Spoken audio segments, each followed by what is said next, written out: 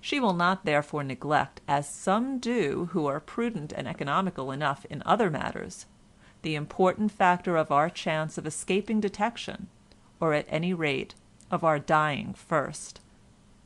A reasonable virtue will give this chance its due value, neither more nor less.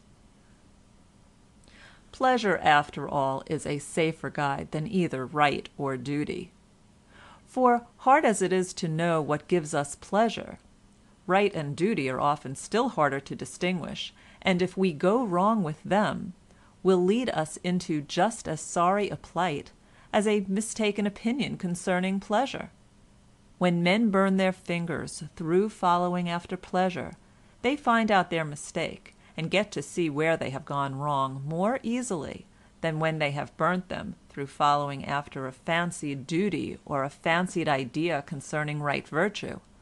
The devil, in fact, when he dresses himself in angel's clothes, can only be detected by experts of exceptional skill, and so often does he adopt this disguise that it is hardly safe to be seen talking to an angel at all, and prudent people will follow after pleasure as a more homely but more respectable and on the whole much more trustworthy guide.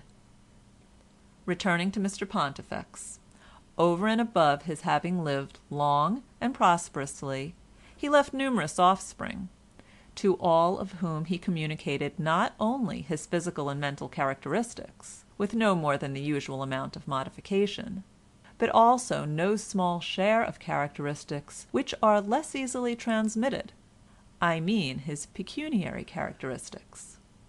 It may be said that he acquired these by sitting still and letting money run, as it were, right up against him.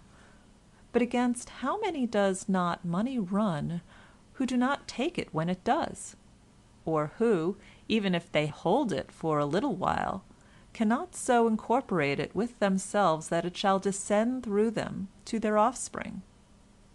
Mr. Pontifex did this. He kept what he may be said to have made, and money is like a reputation for ability, more easily made than kept. Take him, then, for all in all, I am not inclined to be so severe upon him as my father was. Judge him according to any very lofty standard, and he is nowhere. Judge him according to a fair average standard, and there is not much fault to be found with him. I have said what I have said in the foregoing chapter once for all, and shall not break my thread to repeat it. It should go without saying, in modification of the verdict, which the reader may be inclined to pass too hastily, not only upon Mr. George Pontifex, but also upon Theobald and Christina. And now I will continue my story. Chapter 20. The birth of his son opened Theobald's eyes to a good deal which he had but faintly realized hitherto. He had had no idea how great a nuisance a baby was. Babies come into the world so suddenly at the end, and upset everything so terribly when they do come. Why cannot they steal in upon us with less of a shock to the domestic system? His wife, too, did not recover rapidly from her confinement. She remained an invalid for months. Here was another nuisance, and an expensive one, which interfered with the amount which Theobald liked to put by out of his income against, as he said, a rainy day, or to make provision for his family, if he should have one. Now he was getting a family, so that it became all the more necessary to put money by, and here was the baby hindering him. Theorists may say what they like about a man's children being a continuation of his own identity, but it will generally be found that those who talk in this way have no children of their own. Practical family men know better. About 12 months after the birth of Ernest there came a second, also a boy, who was christened Joseph, and in less than 12 months afterwards a girl, to whom was given the name of Charlotte. A few months before this girl was born, Christina paid a visit to the John Pontifexes in London, and, knowing her condition, passed a good deal of time at the Royal Academy exhibition, looking at the types of female beauty portrayed by the academicians, for she had made up her mind that the child this time was to be a girl.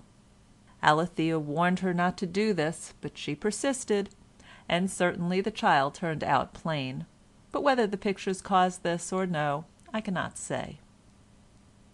Theobald had never liked children. He had always got away from them as soon as he could, and so had they from him. Oh, why was he inclined to ask himself, could not children be born into the world grown up?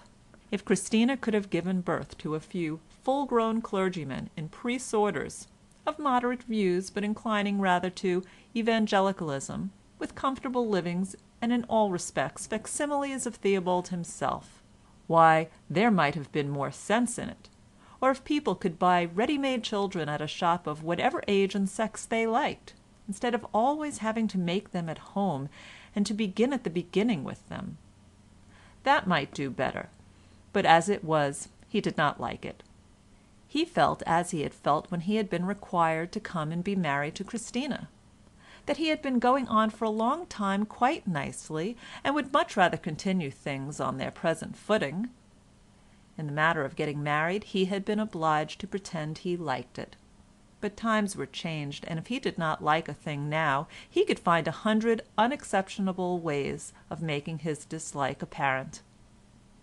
It might have been better if Theobald in his younger days had kicked more against his father. The fact that he had not done so encouraged him to expect the most implicit obedience from his own children. He could trust himself, he said, and so did Christina, to be more lenient than perhaps his father had been to himself. His danger, he said, and so again did Christina, would be rather in the direction of being too indulgent. He must be on his guard against this, for no duty could be more important than that of teaching a child to obey its parents in all things. He had read not long since of an Eastern traveller who, while exploring somewhere in the more remote parts of Arabia and Asia Minor, had come upon a remarkably hardy, sober, industrious little Christian community, all of them in the best of health, who had turned out to be the actual living descendants of Jonadab, the son of Rechab, and 2 men in European costume indeed, but speaking English with a broken accent, and by their colour evidently Oriental, had come begging to Battersby soon afterward, and represented themselves as belonging to this people.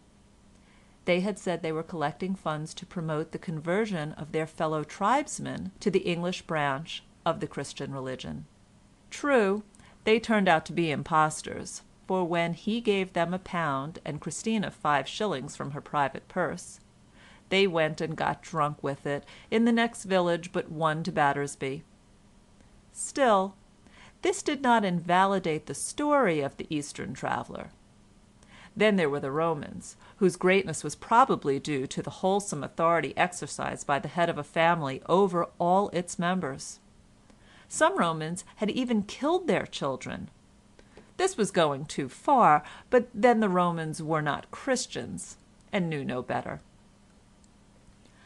The practical outcome of the foregoing was a conviction in Theobald's mind, and if in his, then in Christina's, that it was their duty to begin training up their children in the way they should go, even from their earliest infancy. The first signs of self-will must be carefully looked for, and plucked up from the roots at once, before they had time to grow. Theobald picked up this numb serpent of a metaphor, and cherished it in his bosom. Before Ernest could well crawl, he was taught to kneel. Before he could well speak, he was taught to lisp the Lord's Prayer and the general confession. How was it possible that these things could be taught too early? If his attention flagged or his memory failed him, here was an ill weed which would grow apace, unless it were plucked out immediately, and the only way to pluck it out was to whip him, or shut him up in a cupboard, or dock him of some of the small pleasures of childhood. Before he was 3 years old he could read, and after a fashion, write.